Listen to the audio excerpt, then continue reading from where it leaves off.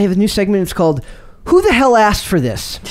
I found the example comes today because I found 2 shows where I read these synopsis or these ideas, and I just have to know who the hell asked for these shows to be made. Who the hell asked for this? The first one says Global Greenlight's new original Robin Hood series. If you notice, Robin Hood is with Y. It says Global announced on Thursday afternoon that it has greenlit a new original scripted series, Robin Hood. r/not like other Robin Hoods. Exactly. Which will consist of 8 60-minute episodes and is created by Canadian music and TV and film director X. I don't know who that is, but he's got a cool name.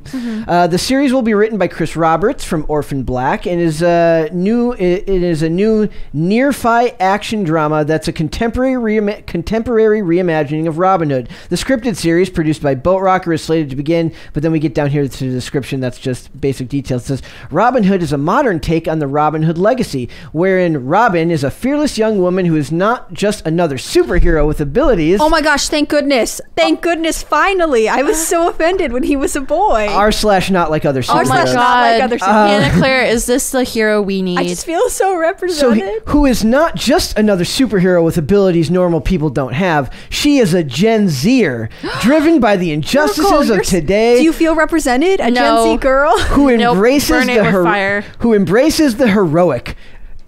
Remember that. I want you to remember that phrase. Embraces the heroic, hopeful, and playful elements of the world's most recognizable folk hero. She learns to fight for what's right, to care for and lead her followers, and I can just tell it's going to be social media followers because she's a Gen Zer. And like all Robin Hoods since the first ballad, Robin holds those in power to account by using their greed against them to help her community. Remember, I want you to remember the heroic part. So it says, we were immediately drawn to this modern, edgy interpretation of a classic legend that feels relevant to today, and unlike any series we've launched at Global, says Lisa Godfrey, Senior Vice President of Original Content at Chorus Studios. With the creative vision of Director X and the innovative team at Boat Rocker, we can't wait for them to see the striking new drama, bring this striking new drama to life.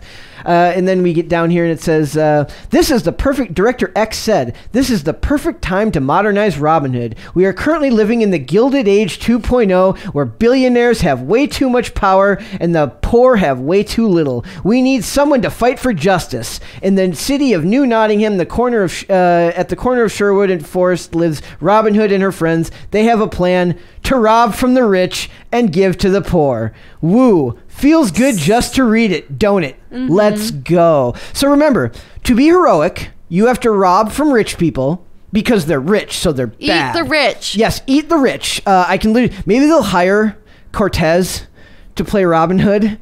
I just wanted to burn the world on fire now. When Robin finds herself fighting for her home and her family against local property developer John Prince and the sheriff of New Nottingham, Robin and her band, The Hood, decide to fight back, righting the wrongs of the corrupt elite to give back to the people who are living under their regime.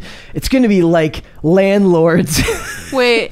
Oh my God. This is like the stage play Rent. Basically, yeah. Basically, where they're like, we're not paying this rent. You have to if you want to survive, man. Dude, it's like they rail against the idea that you have to actually be responsible for like it. I when I read this, I literally thought, I was like, you just know that some like middle-aged executives just like looks at their like charts and flow sheets for what's popular right now. They look at their focus groups and they're like, ooh, this is in. People are talking all about that newfangled social justice. Maybe we should make rich people rich people haven't been the bad guys forever in these things. But it's just, I love I wonder if she's going to use a bow and arrow, or if it will be like a phone that shoots a bow and arrow. Oh, God, Maybe it'll be a tablet that shoots a bow and arrow. First off, I just want to open the floor by saying the best Robin Hood is the Disney Robin Hood, where he's a fox. That's a classic movie. I love it. If you don't show it to your children, you are probably stunting their growth. This is dumb, and I really don't have much more to say on this. Look, That's what this segment's going to be from now on. Who the hell asked for this? No one asked for this. I actually think some modern adaptations of classic fairy tales can be kind of cool. There's a really good adaptation. Well, there's a really good adaptation of Macbeth that's like set in Pennsylvania. That's like very funny. so some of these things like, oh, clever, like a corner of Sherwood and Forest, like whatever, that's fine. But like, this is dumb. Also, like, why shouldn't she actually be robbing like a billionaire tech tycoon that runs YouTube? Like, what about the person producing You shouldn't be robbing anyone. You should hate the business owner and the property developer. Like, I'm not for tons of development. I could understand a version of this where I would feel sympathetic to what young Miss Robin is going through. Absolutely. But like, they're like, you know who's the bad guy? The guy who's building things, the construction, the laborers, the developers, not us over here at Google. Like, that's who modern Robin Hood would be attacking, and they're just totally missing that. Because they always talk about, like, have you ever seen those tweets of like people who don't understand how rent works? Like, if I pay rent, aren't I partially the owner of this building? In fact, no. Like, oh, sweetheart. I used to run an apartment complex, like did like all the maintenance, everything like that. They don't understand how expensive it is to keep, not just because people don't pay their rent on time, not just because people don't take care of the hallways and throw things around. You're constantly repainting. You're constantly putting in new carpet again. People are writing graffiti. Because I lived in, I wasn't well off. I lived in a lower middle class area. Well, and also places that like, as tenants, you don't feel the responsibility of the building the way you would as an owner. That's what I always said to them. That's all there is to it. And so it's like they just don't understand how expensive it is, and they always see these landlords and these property managers as like some type of evil conspiracy cabal of like people around a table with a perpetually lit flame as they cackle with laughter. And that's the kind of, I do feel like this is the stupidification of America. Well, and I think it's interesting that they're like, oh, it's a developer who wants to like bulldoze the land, which, like, again, I'm not for all commercial development. I think zoning laws are a really interesting conversation, but like in the classic one, he's actually robbing the government in the form of the king. And what is there? A lot of taxes, and what's going on right now? Tons of inflation. Like, they are skipping over these parallels to be like, you know who those bad guys are? Those white owning business sales. Like, I already know Mr. Prince is white. Yes, he will be very, very, very white. It's going to be funny. So like I said, nobody asked for this. I can't wait. I think it's just interesting how like tone deaf they actually are. And it's so one-dimensional. Like it sounds like something that they got from like a Young Turks segment or something from like, it's a CNN segment about how bad rent being a renter is. The other part is like, you can't hate watch this. I just want to put that on the table because like then they'll be like, look, so many people tuned in. We had a good idea. That's a problem I have with there's like YouTubers that I watch that they hate watch Batwoman because Batwoman is one of the most awful shows ever made. I get the impulse and they're monetizing it, but like you can't be like, could you register my viewership as a negative? Like I would like that doesn't matter. I would like it to be on the record that I do not like this. Like if you leave a hate comment on someone's channel, like you're still helping their engagement. Yes. Like they don't understand how this works. Like it doesn't care what your opinion is, just cares that you show up. So just remember, Miracle, this is going to represent you. This is you. This is but I don't want to be Miracle. You need to be represented in the media, you young G. The media tells me that you need to be. But I don't need this. Yes, you do. Yes, you do. You don't know. We know what you need. Yes, you know what? Listen to the white man. He knows what you need. Mansplain this exactly. to me. I'm white mansplaining it. That's even worse. Like mansplain this to me. Why do I you need this? Because you need culture to show how difficult it is for you as a Generation Z person to get and hold a place to live because of the evil patriarchal system that is nobody cares. The complaints about mansplaining, this is an aside, then we can move on. Like, I deeply do not identify as a feminist. I like it's to my core. I just do not at all. And so when people would be like, mansplaining is so bad, it'd be like, now I'm gonna have to not interrupt men who are mansplaining because I have to let them do it because I don't want to be a feminist. Yeah, it's very confusing. No, that's a joke. Manspreading is the worst one to me because it goes against the literal biology of their physical body. No, mansplaining is more annoying because there are times when I'm like, I know. No, I mean like the argument against it. I don't want to speak down to you. I don't want to dominate you with my feminism. So I gotta let you do it. Hannah Claire, you have to. No, you had to. This is your legal right. This is host-splaining, not mansplaining. No. It's different. Oh, he's mansplaining what he's doing right now. Did you catch that? Yeah, I did, but I don't care. I don't care. So can I just say I don't care? It's okay. You don't have to care. Okay. Okay, So what else did we not ask for, So Brett? this one is not nearly as bad, though I do think that this is one that definitely nobody asked for. National Treasure Disney Plus series casts Catherine Zeta-Jones as badass billionaire. No. Nobody cares that it's Catherine Zeta-Jones. They care that it's not Nicolas Cage. There is no such thing as National Treasure without Nicolas Cage. Yeah, that's one. I mean, this is weird. Like, why did they? Is Nick Cage busy? Why can't he do the Disney series? Or it's like this thing that they're doing where they're like, we're going to take a story that's like with Robin Hood. That's like a classic story. I could get modernizing it, right? And there have been other adaptations of, but like National Treasure was like an aughts thing. Like it's not even that old. Like this doesn't make any sense. Why are we adapting it for a TV movie? Because you can't have the guy play the role. I imagine that we'll. But why do we need it as a TV? TV show anyway? Eventually, we'll get The Mummy without Brendan Fraser, and that will be an even bigger crime. But I feel like they're doing this because it's like, well, we can't have Nicolas Cage do the TV show. It needs to be slightly different. Let's make it a woman. Yep. Who's kind of dignified? Catherine Zeta? Her why are you casting's making it in the first place? Yes. So it says Catherine Zeta-Jones is joining the treasure hunt. That was clever.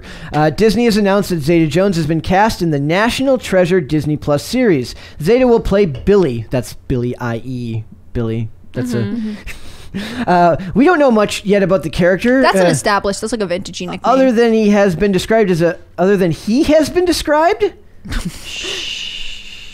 Uh-oh. Let it out. Collider. They're coming for you. Do they have other ones? They're coming for you. I'll add. Is that? I'm wondering if that's a typo or if that's like a. They must have sent a man. This up because we can't figure out what's going on. They must have sent a man. I need a man to explain this. No, the man must have. It must have been a man who wrote this. I need a man to. What does it say this. though? To keep you down. So it says. A badass billionaire. He has been described as a badass billionaire, black market antiquities expert, and treasure hunter who follows her own code. So it's a typo. It's also. I mean, so it's Lara Croft Tomb Raider. Mm-hmm. Why don't they make that one into a TV show? They don't own the rights to that. She transformed herself from a penniless orphan to a shrewd, stylish businesswoman and an adventurer. I wonder if she owns any commercial properties. This is such unrealistic expectations for penniless orphans. Like, if you guys are just middle class, that's okay. That's okay. You don't have to become a billionaire. Also, if you become a commercial property developer, that's a problem because Robin Hood will then come for you. That's a problem. Oh my goodness. They should do a collaboration where Robin Hood versus this woman. Yep. And like they clash and they're like, no, I need this. No, I need this. It's the crossover. No. Nobody knew they wanted. Lady Billionaire teams up with Robin Hood Teen Girl to take down White trillionaire. White male trillionaire. There's no tell that Mr. Prince is a trillionaire. He's still sort of in the middle, and he's the one who has to fall. Yep. Oh yeah, the billionaire gets to take down the guy who's like the business owner. That's they always talk about. Like, there's not like people mistake like wealthy for like rich. Like a doctor who reinvests his money is not the same thing as like a billionaire dude who. It's they don't understand. Dumb. It says she transformed herself from a penniless orphan to a shrewd, stylish businesswoman and an adventurer. Because of that, Billy's used to getting what she wants, and she has a priceless treasure. So she's spoiled, but not just for the money. No, she was a penniless orphan. Spoiled. This treasure has deeper stakes for her. Zeta-Jones' previous work. It'll teach her about love. Yes. I like how they point here that she was in Ocean's 12, Chicago, The Mask of Zorro.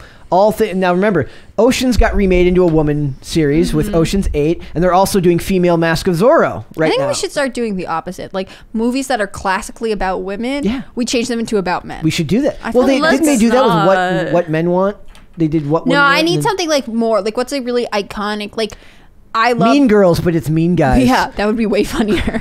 Or like really violent. I'm assuming super violent. Also, would be 30 seconds long. You'd punch each other in the face, and then you'd be best friends on. again. Yeah, maybe one of you sleeps with the other's girlfriend. Like that's it. Oof. A 15-minute movie. We're out of here.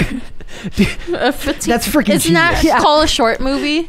It'd be a short film. It would just be, then they'd have to do something else. Or they make a bunch of like Hallmark romantic comedies, but it's just the guy's version of it, where he says, "I'd like to sleep with you," and she's like, "I would like to sleep with you too," and then they have sex. And then the movie's over. You know my feelings about Hallmark yes, movies. Like they're a treasure. They're underappreciated. Zeta-Jones will also play Morticia Adams in the forthcoming Netflix series Wednesday. Oh no, are they going to ruin the Addams family? Oh yeah. No. Yes. The series will focus on Jess, a brilliant, resourceful dreamer, dreamer. Mm-hmm. Yes. Who embarks on an adventure of a lifetime to uncover the truth about her family's mysterious past and save a lost Pan-American treasure. The series is a continuation of the national series film series starring Nicolas Cage, Jon Voight, Diane Kruger, and Justin Bartha.